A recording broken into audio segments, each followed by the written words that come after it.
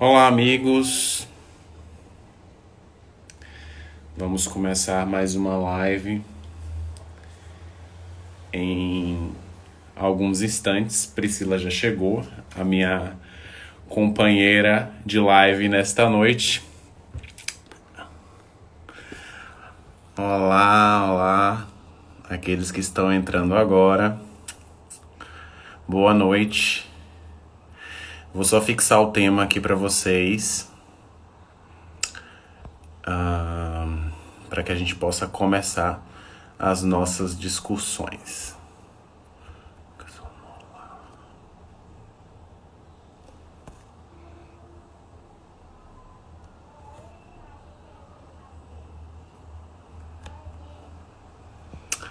Prontinho, já consegui fixar o tema aqui para vocês. Sejam bem-vindos. Vou só aceitar Priscila aqui para que a gente possa começar, né, o nosso colóquio, né, nossa conversa, nosso bate-papo de hoje. Olá, não estou aparecendo, né? Agora sim. Estou me vendo! Oi! Uau, boa noite. Boa noite, gente. Tudo bem? Nossa, é a primeira vez que o meu Instagram funciona comigo sendo convidada. Primeira vez que eu me vejo, que bom. Tudo bom, gente? Delícia. Estamos aqui hoje para mais um bate-papo. É uma conversa, né? Estamos todos aqui aprendendo Exato, juntos. exatamente. E aí, Pri, tem um livrinho já para trazer uma mensagem para a gente começar então a nossa live. Sim, quer falar alguma coisa antes sobre o perfil, proposta? Você já falou, amigo? Eu não vi. Não, deixa você ler a mensagem e a gente começa a Ah, discorrer tá um bom. pouquinho. Então vamos ler aqui uma mensagem desse livrinho aqui, O Presente da Paz, Tá. de Henrique Simó, Pensamentos para o Mundo Pacífico, da editora Brahma Kumaris. Vou abrir aleatoriamente. Ok. Mensagem. Sua atitude cria uma atmosfera ao seu redor. É o resultado da maneira como sente e pensa. Você comunica a sua atitude. Crie uma atitude positiva, preenchida de bons sentimentos. E assim a sua presença fará maravilhas nas situações. Adorei a mensagem. Tem tudo a ver com o que a gente vai falar agora, com o tema da live de hoje. Bom, amigos, nós vamos hoje falar sobre educação no lar. A proposta do Evangelho, ela nasceu dentro desse contexto, né? Ela já tinha sido gestada um pouco antes, mas dentro do contexto da pandemia, ela ganhou contornos mais importantes e nós acreditamos na importância do diálogo e da escuta. Então, a proposta do grupo é criar um ambiente favorável à escuta. Então, caso vocês estejam passando por algum tipo de problemática, alguma angústia, uma aflição, algo que vocês não consigam dividir com aqueles que estão no mesmo lar, ou não tenha com quem compartilhar, não tenha um colega, um amigo próximo, enfim, podem utilizar o nosso espaço através do Instagram, mandando mensagens, os directs, né? São as mensagens diretas. E, enfim, nós entraremos em contato, né? Vamos manter uma plataforma de diálogo. Não somos psicólogos ou psicoterapeutas, mas acreditamos no poder do diálogo. Né? Assim como existe o CVV, o Centro de Valorização à Vida, nós também acreditamos na importância dessa escuta ativa. E nós, ao longo desse período, nós temos abordado alguns temas. Né? Começamos o primeiro bloco abordando a questão da conexão divina, e nesse segundo bloco fazendo uma ponte com a família. Tá? Então já tratamos o tema da desencarnação em família, do evangelho Evangelho no no lar. lar, e hoje nós vamos abordar a educação no lar. Não é educação no lar, é educação doméstica, tá? E minha convidada é Priscila Matos, tá linda. E então esse é o tema que nós vamos falar hoje especificamente, né? É Pri, isso você aí, queria falar gente. alguma coisinha Bem-vindas, viu? antes, tal? Não, esse tema é bem palpitante, vai ser sempre contemporâneo, né? Educação no lar, né? Começando já, né? Quando eu estava pensando nesse tema, primeiro eu pensei assim, né? O que que é o lar? O que a gente pode chamar de lar, né? Lar é a família. o local núcleo, né? Aquele local de aconchego onde nós constituímos as nossas famílias. E hoje em dia, já de alguns anos, a gente tem percebido mudanças, né, na forma de constituição da família. Então, quando eu digo família, então, por isso, é todo tipo de família. Pode ser aquela família tradicional, né, ocidental, do padrão ocidental, pai, mãe, filhos. Às vezes pode ser só dois adultos morando juntos, um casal sem filhos, ou dois irmãos que moram juntos, ou pai e filho já adulto que moram juntos, ou uma pessoa sozinha, né? Mas aqui, como a gente está falando de educação no lar, precisaria de uma segunda pessoa, né? Ou um casal homossexual com uma criança adotada ou não, né? Hoje em dia, a família ela tem uma constituição bem diversificada, né? A gente não pode padronizar ela no único formato. E educação, como até falou nessa mensagenzinha assim, eu acho que ela é espelhada pelas nossas atitudes, pelas nossas palavras, né? Aquilo que Jesus falou, onde está o teu tesouro, lá estará também o teu coração, né? Então, tudo que a gente é, de verdade, em essência, transparece nas nossas falas, nas nossas atitudes, por mais que, às vezes, né, a gente mascare para estar transitando pelas demais situações, mas o que nós somos, a gente acaba expondo, né? E quando a gente age, quando a gente fala, naturalmente, a gente está educando ou para o bem ou para o mal, né? Dependendo de como é a nossa conduta, né? A gente está dando exemplo de alguma coisa. Então, é essa atenção, a educação no lar, eu penso que é essa atenção que a gente precisa ter para aqueles que vivem com a gente, sejam adultos ou crianças ou adolescentes, para que o nosso exemplo e a nossa fala seja realmente algo dignificante para aquele ser que vive com a gente, né? Que possa ajudá-lo a transitar pela vida de forma nobre e digna.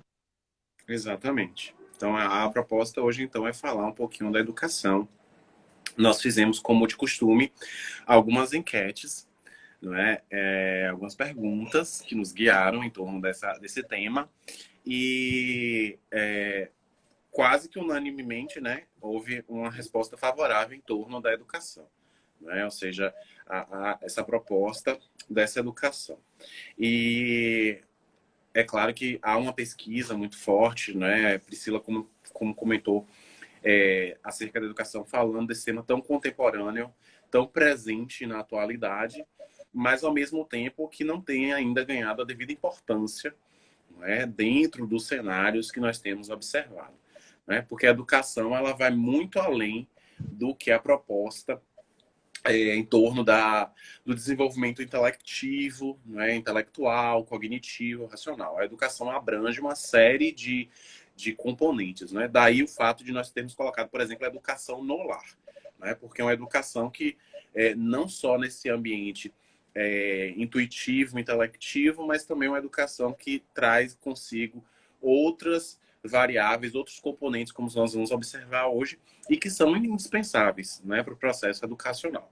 Né? Uma das perguntas que nós fizemos, por exemplo, foi se as pessoas acham importante educar. Não é? E aí 96% das pessoas responderam que sim, é importante promover esse processo educativo.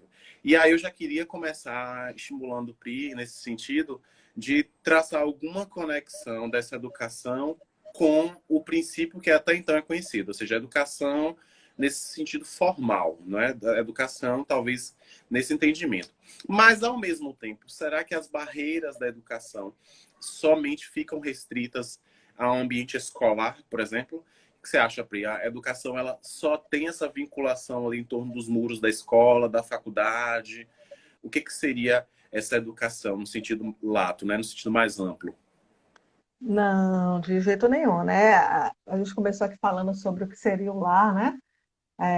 Que é um núcleo familiar e a família é a base da sociedade, né? Por mais que a gente pense, né? Já se falou, porque a instituição família está acabando e coisa e tal, mas a instituição familiar nunca vai acabar, ela muda, ela se adapta a novas situações, né? As novas tendências culturais e coisa e tal, mas a instituição família não vai acabar nunca, não tem como acabar. Acabar, se findar a família, acho que acaba a sociedade.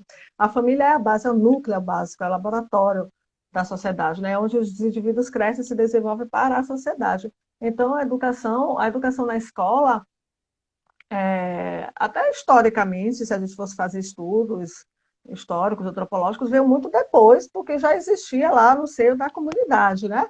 A organização em escola, né? De mandar a criança ou adolescente para a escola. Então, a escola tem uma função de instruir, de transmitir o conhecimento, que a gente sabe que vai preparar no sentido assim das profissões, né? Porque a gente vive numa sociedade capitalista e hoje em dia a cultura é muito assim de buscar ter, né?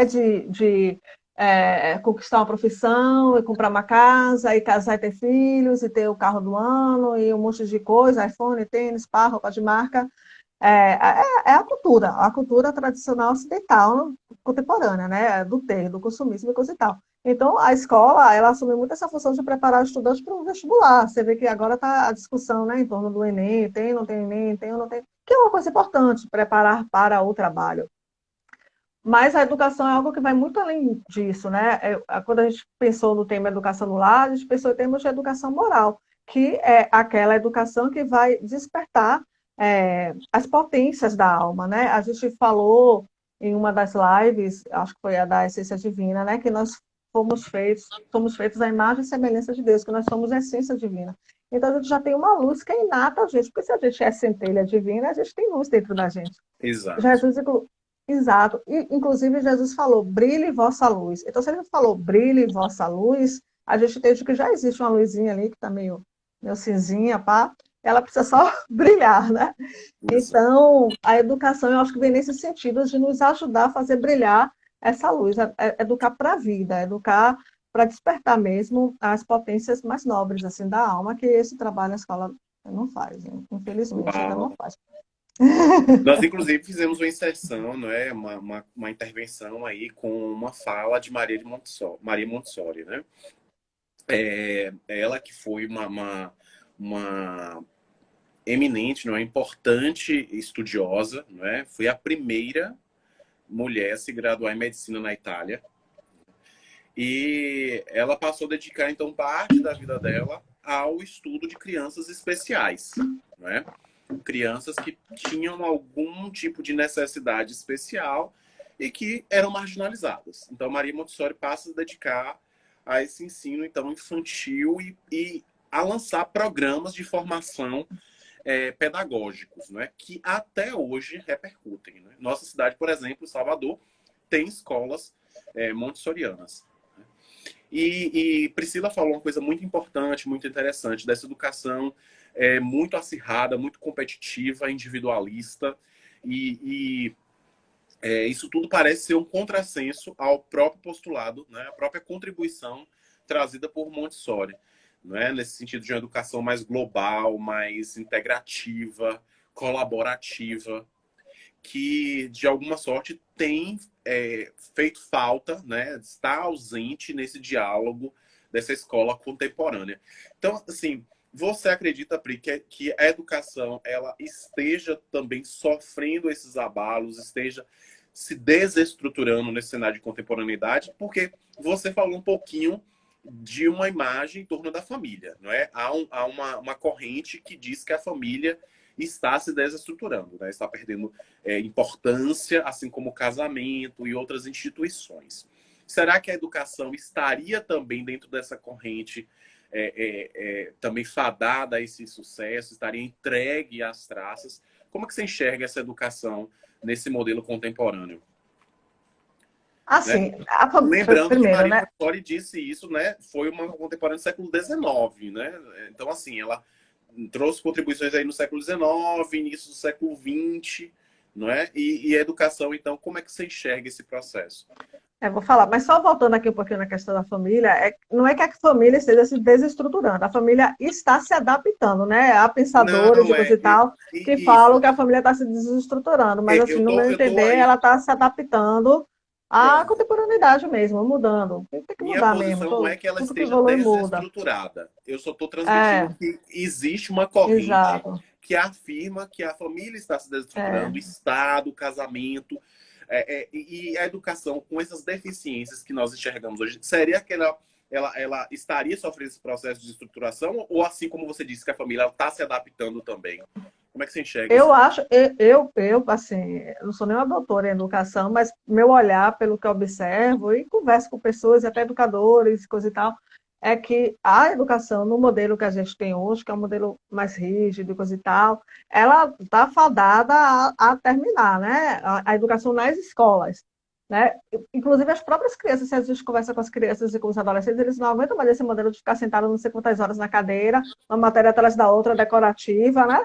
Aí Isso. chega, faz um monte de prova, aí quando completa 18 anos vai fazer vestibular.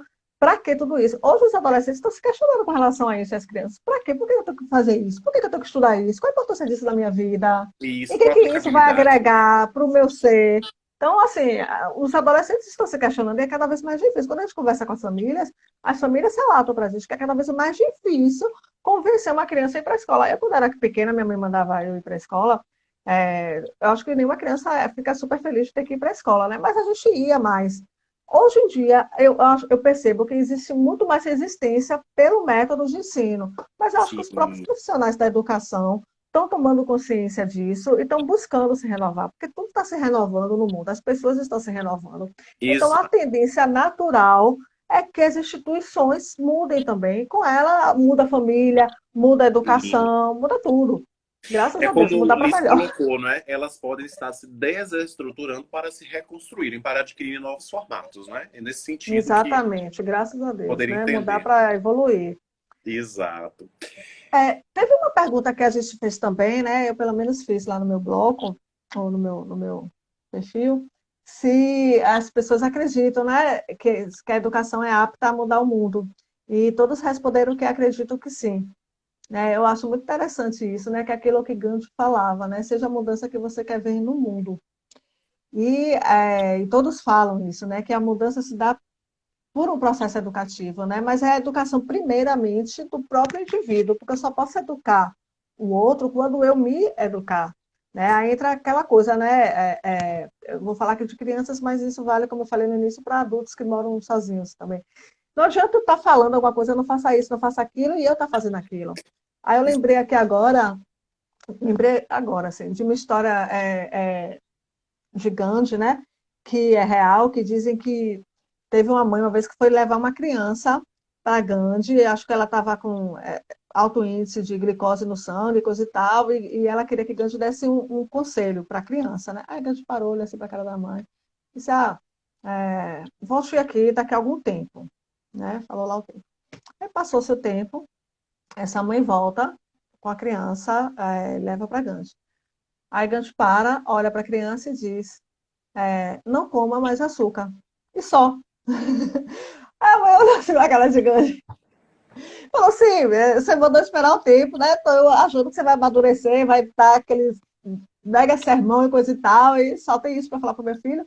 Aí ele foi, justificou assim, por que que você mandou eu voltar e só agora, depois que eu voltar, você está me dizendo isso? Aí ele disse, não, porque na época que você trouxe a criança para mim, eu ainda comia açúcar. Então, como é que eu ia virar para o seu filho e dizer para ele não comer açúcar, se eu ainda comia açúcar?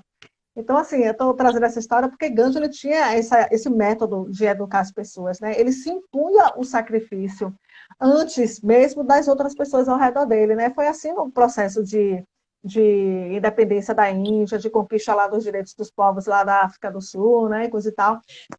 Ele tinha essa política da não violência, né? E ele aplicava isso na vida dele. Ele vivia de forma modesta. Se a gente for parar para olhar a vida de Gandhi, ele foi um grande exemplo, assim, que ele, antes de ele falar, ele exemplificava, assim como Jesus, né, É, nosso não sei que grande você mestre. sabe, se você sabe, mas Maria Montessori também teve contato com Gandhi, né? Teve contato com Uhum. Gandhi, com Nehru, com Rabindranath Tagore também. Então, entusiastas, não é? Indivíduos extremamente vinculados ao espírito da época, né? No sentido de trazer ideal de libertação. E é interessante, porque a gente fez essa pergunta e eu fiquei me questionando. E se a gente for analisar friamente, a educação é super importante. Mas a educação sozinha, ela não muda o mundo, não é? Ela vai necessitar de algo a mais, não é? Então, a educação em si, ela é importante, mas ela não é suficiente para mudar o mundo. Por quê? Porque a educação ela tem que abarcar aquilo que, por exemplo, Maria Montessori trouxe de contribuição no sentido dos valores, que foi isso que você colocou, né? Quando Gandhi disse que a criança retornasse daí a um tempo, é porque ele ia trabalhar esses valores, ele ia trabalhar o sacrifício, ele ia trabalhar a renúncia, esses caracteres que são intangíveis, né? Esses valores que são repassados, não é, de geração a geração. Então, a educação, portanto, já respondendo a questão, traz consigo não só aquilo que a gente aprende nos livros, mas também dos valores que nós absorvemos em família, né? É Os valores que exatamente isso, né? É a questão dos valores morais, né? É a educação da alma, a educação do ser individual, né? É que Exato, paulatinamente vai transformando o ambiente, né? exatamente.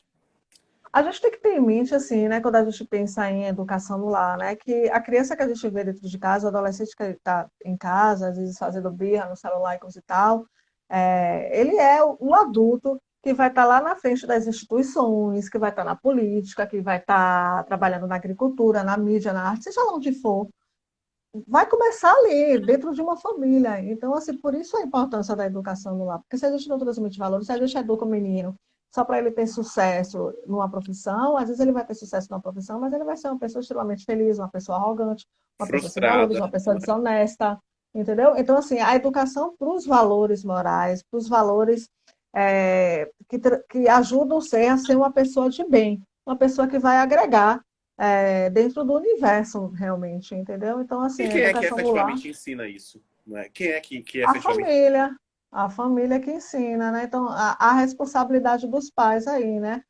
É, Exato. e a gente vê, assim, que os pais também, hoje em dia, estão passando por uma situação difícil também. Super complicada, porque estão diante desse cenário de pandemia, tendo que instruir. Então, é interessante essas mudanças, não é? Que vão sendo, que vão se operando na realidade, não é? Porque Emmanuel chega a dizer que as instituições de ensino são responsáveis por instruir, não é? Mas a educação mesmo, ela nasce no lar. Ela tem uma nascente no lar, não é? E a esse respeito, Paulinha do Semente da Manhã e George estão comentando aqui acerca do que a gente está falando agora.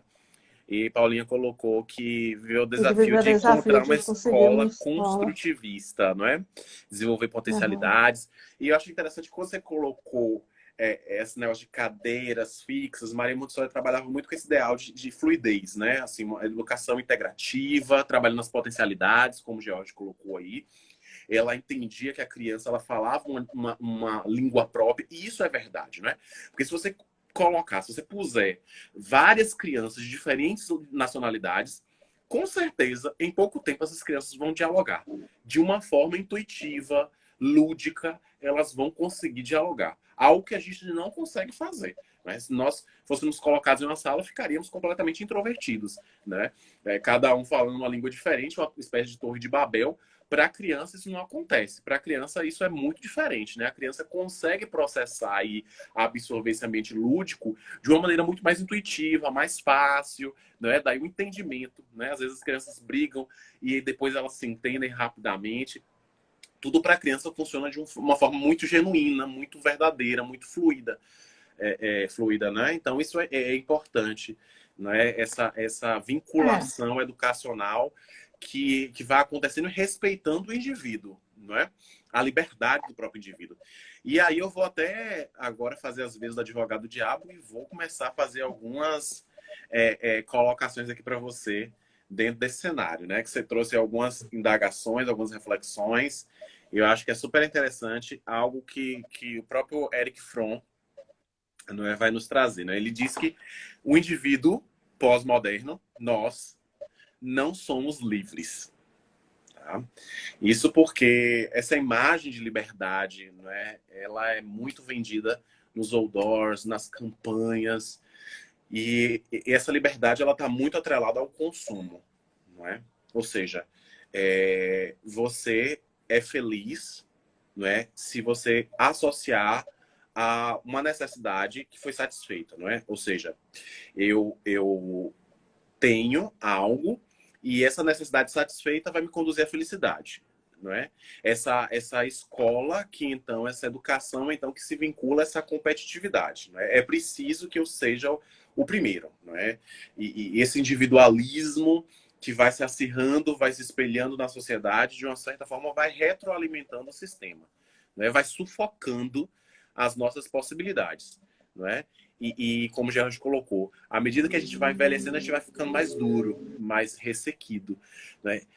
De que forma a gente pode, então, transformar esse cenário, digamos assim, um tanto tumultuado, aflitivo, pós-moderno, como Eric Fromm traz, a partir dessa educação, não é? Porque realmente há muita atualidade, muita verdade no que ele nos diz, né? De fato, nós estamos o tempo todo monitorados, não é?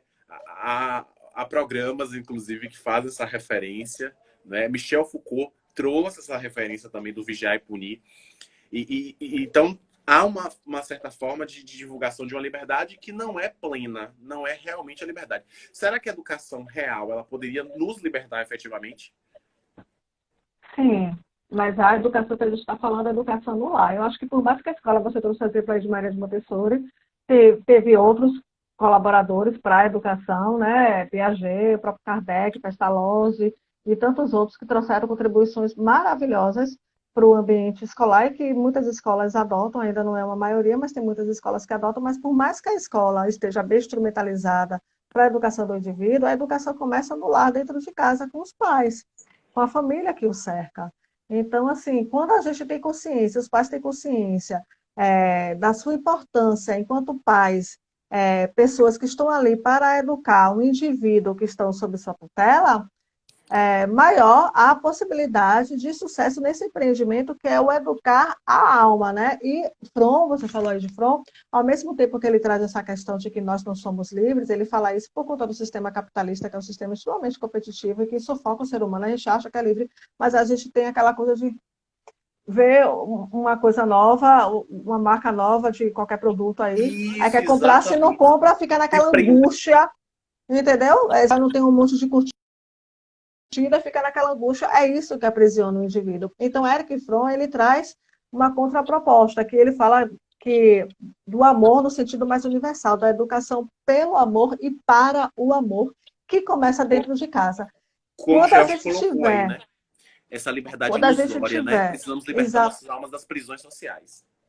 quando a gente tiver dentro de todas as instituições o valor do amor agregado, e começa isso dentro da família, mas não é o amor romântico, amor de novela, o amor Piegas, apaixonado, não é? não, é o Isso. amor universal, o amor fraterno, o amor de querer genuinamente o bem ao outro ser.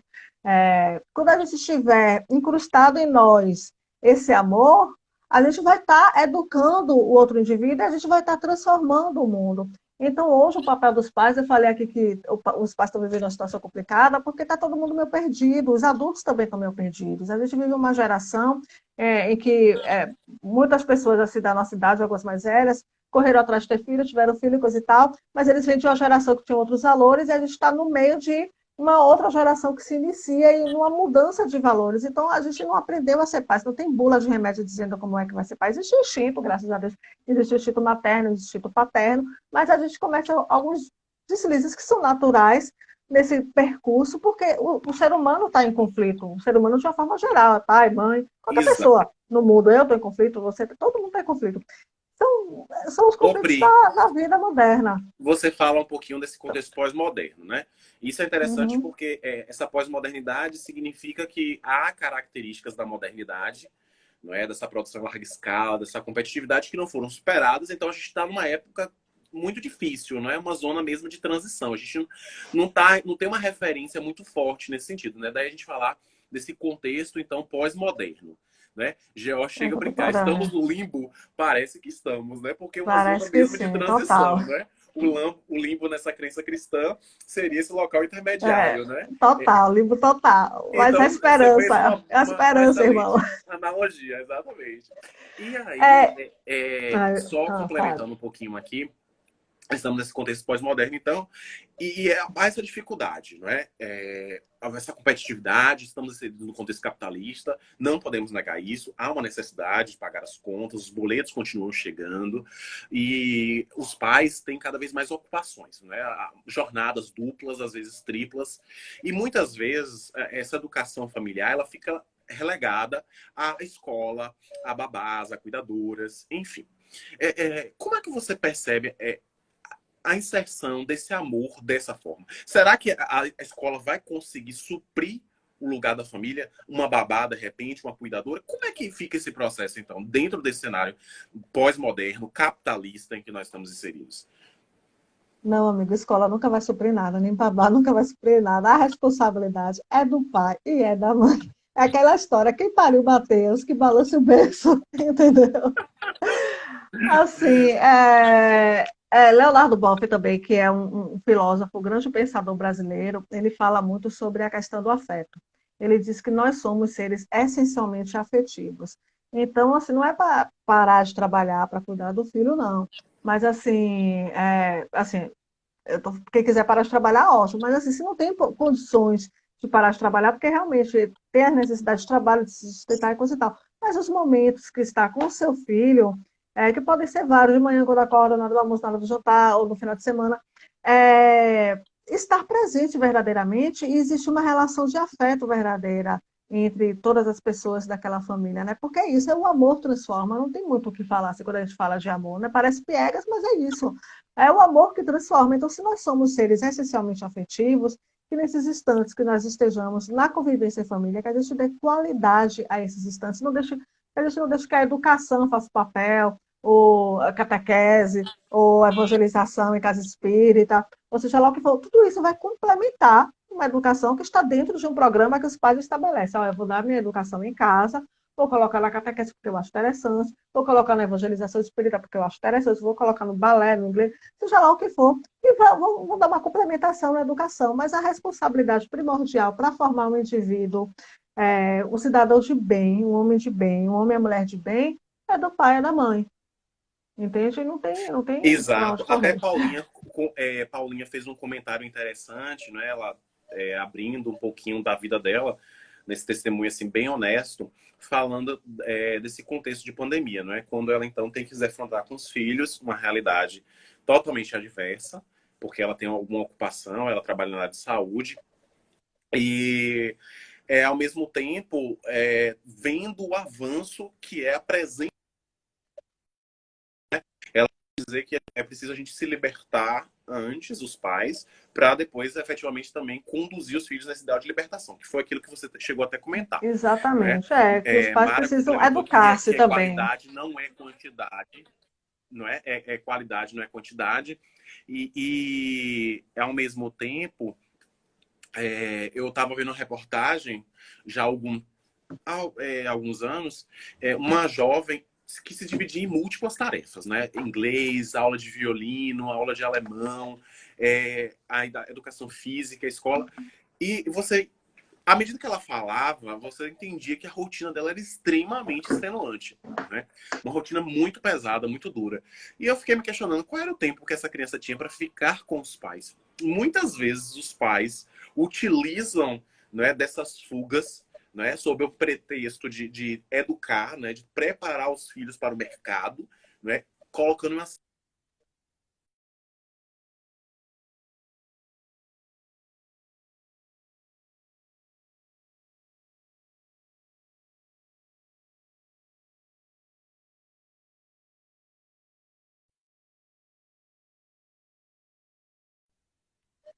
desse tempo que não é dado às crianças, não é dado aos jovens, aos adolescentes, não é? Então, esses valores acabam que não são repassados de maneira muito oportuna, né? As crianças ficam muito vinculadas àquilo que a escola ensina, ao que aprendem com os colegas, não é? Então, é uma dificuldade que eu vejo muito grande nesse sentido, né? Essa preparação para o mercado, mas que ao mesmo tempo desequipa a criança de valores, porque ela não tem espaço de convivência com os pais. Não é? Às vezes, no final de semana, vai para um shopping, não é? Vai para algum parque, brinca, mas o contato com as crianças é mínimo. Não é? Eu me lembrei aqui agora, você falando, foi até pesquisar, de um documentário muito interessante chamado Tarja Branca, que fala sobre a importância da ludicidade na vida da criança, do brincar, né? Brincar mesmo, dos pais pararem, brincarem com seus filhos, assim, de como isso é importante para o crescimento, para o desenvolvimento saudável da criança e para o futuro adulto que ele vai se tornar, né? Aí quem quiser ir depois. Eu assisti esse filme há muitos anos, um documentário, já deve ter mais de 5 anos, mas quem quiser procurar tem lá no YouTube. É isso, amigo. É assim, eu penso que a educação, ela começa lá atrás, né? Desde o útero materno, se a gente for parar para pensar quando começa a educação, né? A gente sabe que há estudos que dizem que o embrião, ele percebe, né, os sentimentos da mãe, o que acontece no mundo externo, né? Coisa e tal. Então, a relação entre a mãe e o bebê é uma relação muito forte. Então, desde já na gravidez, é importante ter esse cuidado para o que está sendo ali transmitido, porque a mãe está alimentando os sentimentos dentro de si, né? Então, o autoeducar-se, porque ali ela já está educando o seu bebê, né? E a gente falou, acho que foi no retrasado, né? Em Evangelho no Lar, a gente tocou muito na questão da educação religiosa, assim, que eu acho importantíssimo, né? Quando a gente fala em educação de valores, eu não digo assim, em ter uma religião. A gente falou sobre isso na outra live, né? É diferente de espiritualidade, religiosidade, ter religião. A pessoa pode não ter nenhuma religião e ser uma pessoa religiosa, uma pessoa espiritualizada, né? É todo um conjunto de crenças que vai nortear a vida do indivíduo, que é importante a gente estar transmitindo para a criança desde cedo, né? Existem Exato. estudos sérios, a gente falou sobre isso, que falam do quanto a espiritualidade é importante até para, falando assim desses tempos de Covid, para dar resiliência mesmo diante das adversidades.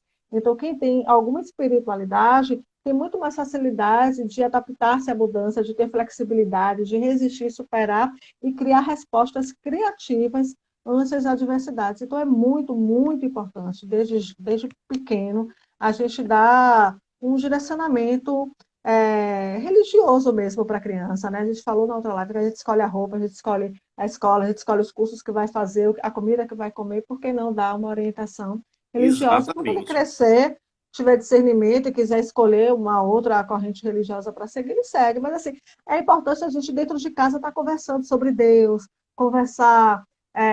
Um coleguinha morreu, né? Desencarnou, conversar sobre o evento morte dentro de casa, para ele já ir entendendo desde cedo é, essa questão do ser e do ter, né? Isso que é muito atual, né? As crianças querem mais ter.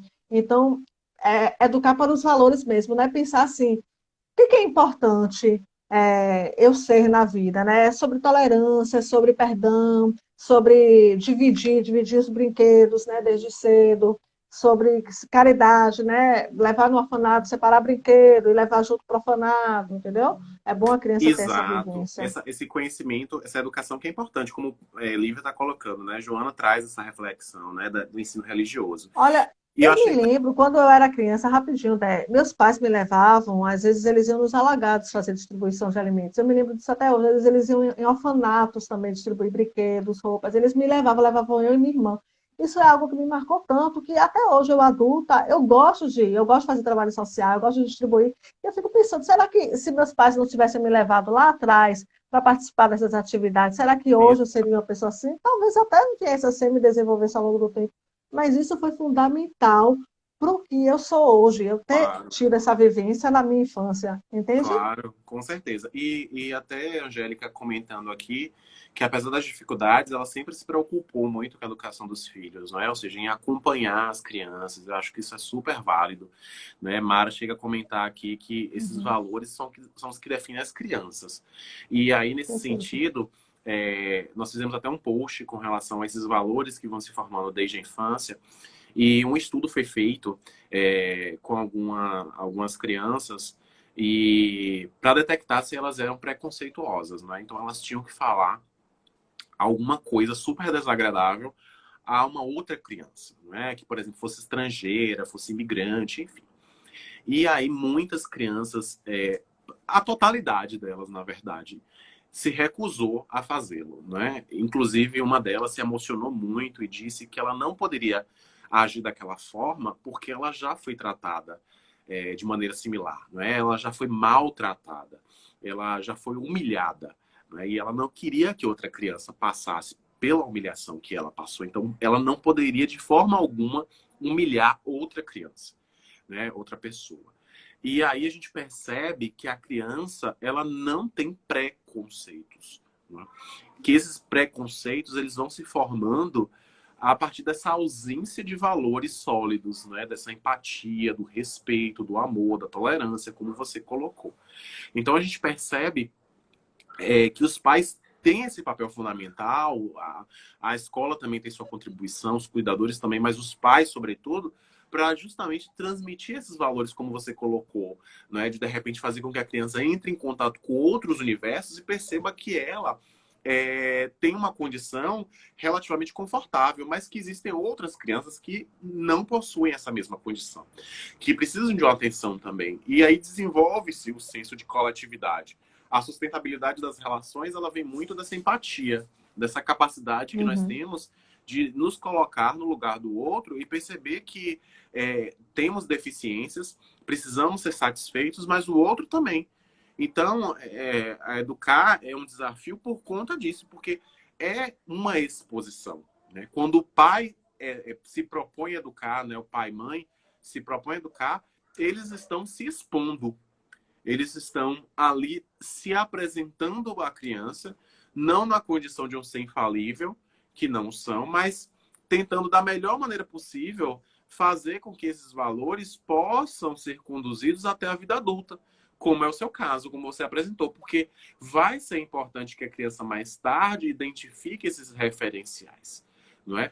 Para que ela mais tarde não se frustre, para que mais tarde ela não experimente um processo de infantilização, de imaturidade, não é? De indivíduos que estão desequipados emocional e psicologicamente falando, que não aceitam um não do chefe, não é, que não aceitam um não da namorada ou do namorado, e aí então partem para agressão, para violência, porque estão sempre acostumados a ter suas demandas satisfeitas, né? Chegam a ser ditadores, né? Imperadores infantis, como já saiu numa reportagem, muito interessante. Então, cada vez mais necessário essa conscientização em torno dessa educação que começa no lar, sem dúvida alguma, como você tem colocado muito bem, né? Essa E educação você começa... falou uma coisa aí, né, com relação aos pais, né, que não são super-heróis, realmente são seres humanos que erram como todo mundo. Todos nós estamos aqui para aprender, para evoluir. É assim, errando, aprendendo, fazendo de novo, erra de novo, aí um dia acerta, outro dia erra. Eu acho muito importante essa transparência em casa, né? Porque assim, é aquela coisa do exemplo, né? Mas aí a gente fica se cobrando, pô, eu tenho que ser perfeito para eu ensinar as melhores coisas. Não, seja honesto para o seu filho. Diga assim, ó, eu estou aprendendo como você, eu estou crescendo junto com você, eu estou tentando te passar as melhores coisas, mas eu também erro. Quando errar, assumir que errou, né? Mas eu também erro. Então hoje eu estou triste, hoje eu não estou bem, hoje... Entendeu? Eu acho que essa transparência na relação entre pais e filhos, eu Exato. acho importante também para o filho ver que os pais são humanos também, E sabe? como a Estão ali Paulinha até naquela colocou, né? trajetória junto. A gente não pode se esquivar dessa responsabilidade, né? A Paulinha até colocou que muitos evangelizantes não queriam participar da evangelização porque os pais colocavam as crianças no centro e iam se divertir. Ou seja, não tinha um espaço de contato com a criança, não é?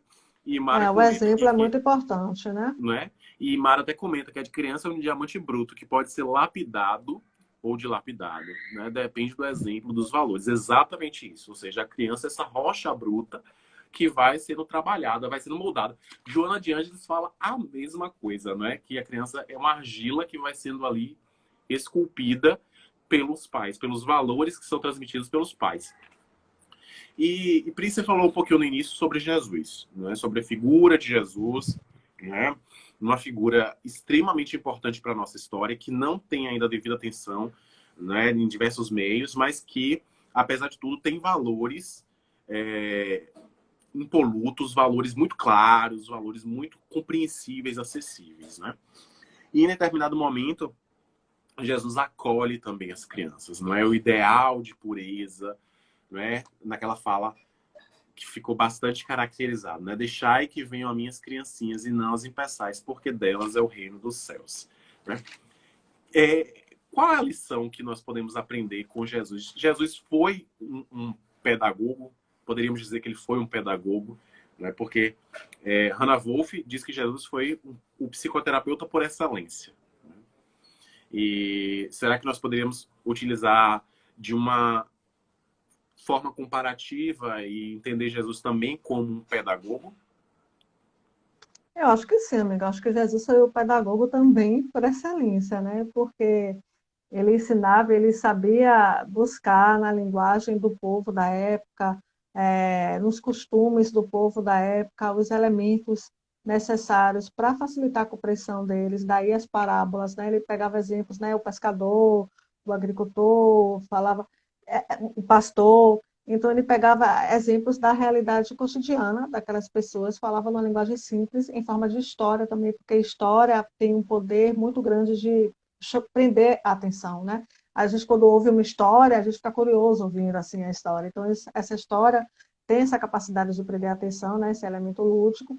E, além de falar, ele deu exemplo. Então, assim, para mim, Jesus realmente, ele trouxe, ele estava ali sofrendo, né, na Via Crucis, né? Sendo caluniado toda a sua vida, caluniado, torturado, traído pelos próprios amigos, e, no entanto, ele estava ali dando o exemplo da tolerância, do perdão, da indulgência, da misericórdia, do amor, de tudo que ele falou, né? Isso. Então, daí Jesus ser realmente o pedagogo por excelência, né? Ainda quem não segue a doutrina cristã, quem não é católico nem protestante, nem de nenhuma religião de origem cristã, mesmo estes, muitos pensadores, Gandhi, por exemplo, muitas das lições de Gandhi, ele pegou do Bhagavad Gita e do Bhagavad Gita e Bhagavad. das lições de Jesus Cristo, entendeu? Ele Isso. fez uma síntese, porque realmente os ensinos de Jesus trazem uma síntese fantástica, com valores para toda uma existência de qualquer indivíduo. Então, E ensinou independentemente da pelo corrente exemplo, né? religiosa, é. Oi, É, é, Renzo, tudo bom, minha querida?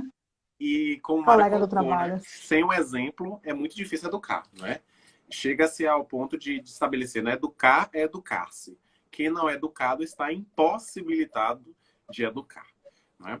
Isso é interessante porque você vai entendendo esse exemplo que deve ser praticado dentro do próprio lar, né? Porque para criança é muito difícil, de repente, ser convidado a falar a verdade quando os pais mentem, quando alguém liga, por exemplo, né? Ah, avisa que eu não estou aqui. Então, a criança não consegue separar muito bem, né? Ela deve ser sincera ou não, honesta ou desonesta. Então, esses valores É, vão sendo absorvidos dentro das lições cotidianas, de maneira muito sutil. E daí alguns exato. pais dizerem, né, que os filhos são os maiores fiscais, porque eles vão perceber Uhum. exatamente onde é que o pai ou a mãe estão se equivocando, né? Porque falam algo que não estão praticando. Amiga, eu E, queria saber do pessoal aí, como é que está sendo essa educação no lar em tempos de Covid? ó, Paula Porque já aí com esse... colocou aí que Paula Eu colocou não que li. já está mais presente, que ela está percebendo a importância do convívio dela com os filhos, né? Ou seja, uma presença marcante é importante, diz que percebe que os filhos estão evoluindo na educação, estão conseguindo crescer, se desenvolver de maneira muito mais tangível, né? Isso é importante. E a gente está vendo alguns exemplos positivos, outros nem Que tanto, né? bom, Pais que estão completamente desesperados com essa educação EAD, com esse contexto mais distante, com a falta de menino. habilidade, né, de tato com as crianças. Eu estou fazendo mestrado, ouvi uns relatos de uns colegas do mestrado, assim, que eu fiquei até com medo. Eu tive uma colega que disse que estava em pânico, desesperada. Ela chegou um dia e falou assim, gente, ela estava assim, toda meio descabelada, assim, com a cara meio assim de desesperada, né?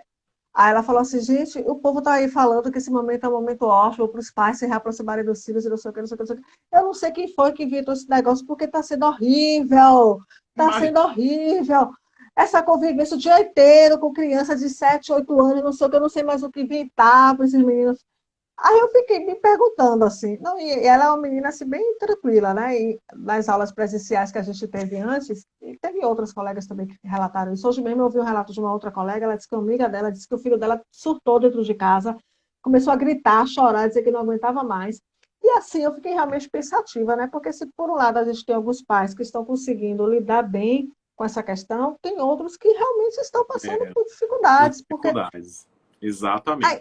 e assim, temos pais que chegam bem junto assim da educação, mas de uma forma geral a sobrecarga fica mais pro lado da mulher. Então assim, a mulher que trabalha fora, está trabalhando de home office ou que tem que trabalhar, como é o caso de Paulinho que falou aí, sair para trabalhar, aí tem que cuidar da casa, tem que cuidar do filho, tem que acompanhar as atividades escolares que está tendo um bocado de coisa aí EAD para fazer.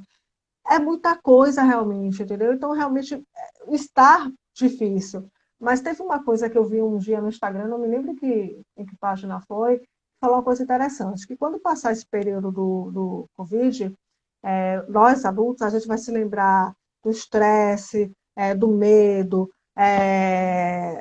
de tudo de ruim que está acompanhando essa questão do confinamento. Mas as crianças, dependendo da forma como a gente vai se conduzir, elas vão se lembrar dos momentos em que a família estão reunidas à mesa, dos momentos que elas estão Exato. sentadas com os pais brincando, das Super importante. conversas com os pais, dos momentos de oração. Então, para a criança, esses momentos estão sendo cruciais e são essas crianças que vão estar lá na frente, no que eu falei antes, na política, que vão estar na televisão, que vão estar nos cargos importantes que vão ajudar a transformar esse país. Entende? Exatamente. Então, nosso papel, seja de pai, de mãe, de tia, de irmão, é fundamental nesse convívio com crianças e com adolescentes, para a formação deles mesmo. Exatamente. Paula até está comentando, né? Nós perdemos muito de nossa convivência com os nossos filhos e agora estamos tendo que agradecer e aprender a Aprender a conviver conviver. novamente, né? Ela fala que está complicado, mas está sendo muito rico. Uma experiência, como eu estava colocando mais cedo, né? Os pais não são infalíveis, não é? Mas é um Não, não processo são. de aprendizagem. O processo de aprendizagem não é um processo estanque, não é um processo isolado, não é? O pai aprende com o filho aprende com o pai. E eu acho que daí a beleza da educação no lar.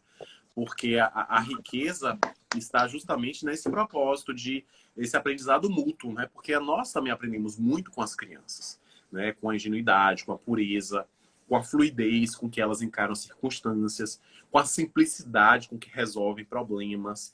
Então, isso nos ensina muito, porque muitas vezes nós complicamos muito a realidade, né?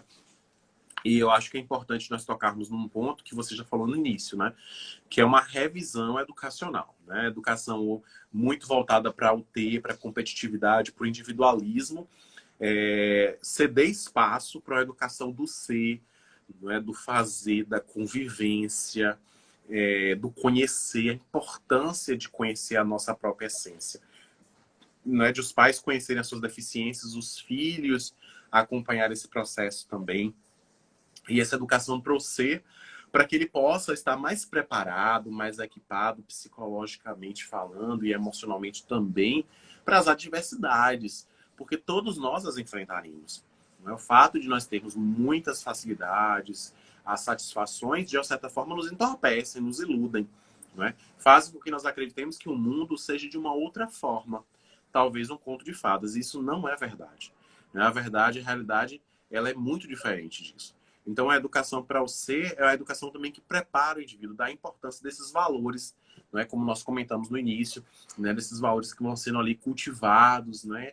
Incementados dentro do lar, para que mais tarde a criança possa se tornar um adulto mais responsável, um adulto mais íntegro, no sentido de conhecer a sua própria essência e também respeitar a essência do outro, né? Dos demais. É como a Mara É, fala, não existe uma fórmula, né? O que muitas vezes funciona para uns não funciona para outros, mas o processo de educação é esse mesmo, porque cada indivíduo é único. Né? O que funcionou para Priscila, de repente, não funciona para mim, não funcionará para a Liz, enfim, para outra pessoa. Mas o importante é que você se dedique a perceber a individualidade do outro, a essência do outro, respeitando para que esse espaço familiar se torne cada vez mais rico, mais pleno de bênçãos, né? que haja verdade, né, na convivência, né? Acho super importante o que a gente já falou, né? Afeto, né?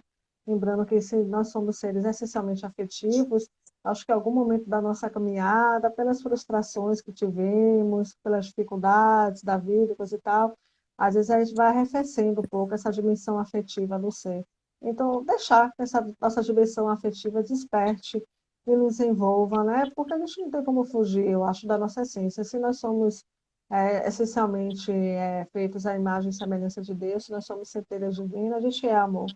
Então, deixar que esse amor transborde do nosso ser, que eu acho que o amor, ele é sábio, ele vai saber nos orientar na melhor conduta em relação aos nossos filhos, né? Independentemente do tipo de família, do lar, de ser rico ou de ser pobre, da cidade onde more, das circunstâncias em que vive. Às vezes você não precisa de nada, você só precisa sentar e conversar. Independente se você está numa casa rica ou numa choupana, você só precisa sentar e conversar e dar um abraço e um beijo, sabe? Só isso. Exato. Ô, Pri, só para a gente ir para as considerações finais, antes disso, só queria citar uma pesquisa que foi feita pela Universidade Royal Holloway, na Tá Inglaterra. cheio das pesquisas, aí todo culto. Menina, veja bem, tem pesquisa científica em torno da educação. Eu acho isso fantástico, porque às vezes a gente fica falando e as pessoas acreditam que esteja simplesmente no campo da teoria, não é? Mas existe uma prática, uma experimentação que é muito importante. E esse estudo que foi conduzido por essa universidade na Inglaterra foi feito com 418 famílias. E eles queriam indagar as crianças acerca de valores que eram importantes para elas, né? E o questionamento seria: a ambição ou a empatia? O que você acha que venceu? Ele queria questionar quem? As crianças ou os adultos? As crianças, no processo de educação e perceber quais eram os valores mais importantes. Os valores relacionados à ambição ou os valores relacionados à empatia? Empatia, com certeza. Não, pois é, tá vendo? Ó? As crianças, tá super então afim as crianças, porque realmente foi esse o valor mais importante que as crianças entenderam. É a empatia, né? Colocar-se no lugar do outro. Muitas vezes a gente precisa se colocar no lugar da criança também, porque na própria Idade Média, conceituava-se a criança como adulta em miniatura. Né? Mas é importante, então, a gente perceber que a criança tem um universo, uma percepção um pouco diferente. E muitas vezes é preciso que os pais também se ajoelhem, né, para tentarem se equiparar à criança, no sentido de olhar o mundo da forma que uma criança também olha o mundo.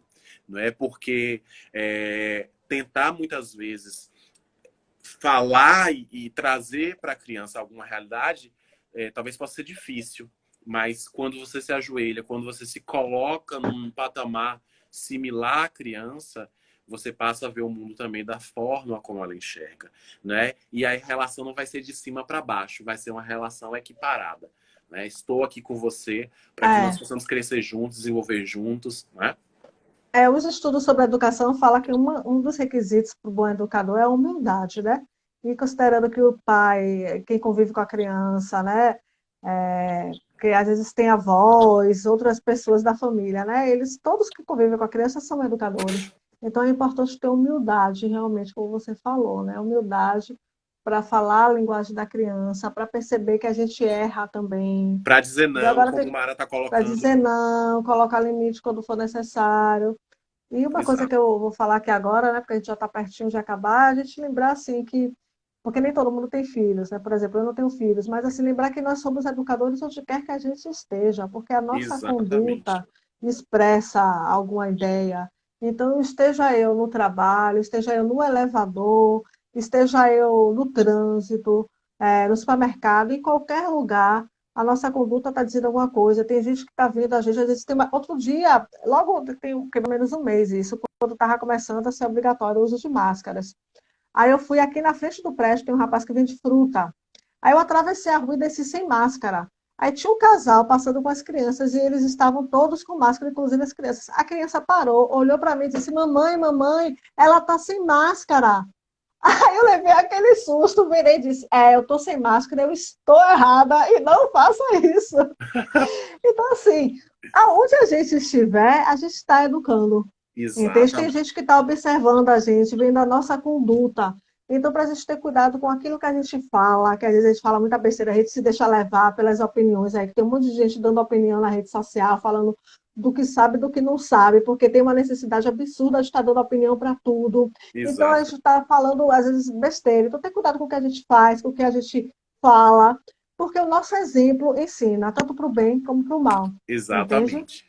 Gente, olha, estamos chegando ao final Ai, de mais André, uma live fantástica, contribuições riquíssimas. Fiquei muito contente porque era uma live que eu esperava muito. Tem uma outra também que eu espero, aguardo ansiosamente, no sentido positivo, porque é uma demanda que muitas pessoas estão trazendo para nós. Mas nós vamos abordar nesse bloco de família. E agradecer a todos vocês, né, a presença, a colaboração. E lembremos que é necessário aprender a aprender e aprender a ser. Aprender é se colocar em status de humildade, como Priscila colocou. E aprender a ser é fundamental para que a gente perceba a nossa própria essência. Educação no lar começa... Educar-se para que a gente possa educar, né? Exatamente. Também. Educação no lar começa com os pais, com os parentes, aqueles que estão envolvidos, e esse processo vai se alargando para que a gente possa modificar aos poucos a realidade que nós observamos. Vocês são muito importantes, por isso participem, compartilhem e estejam conosco nas lives, porque todo esse movimento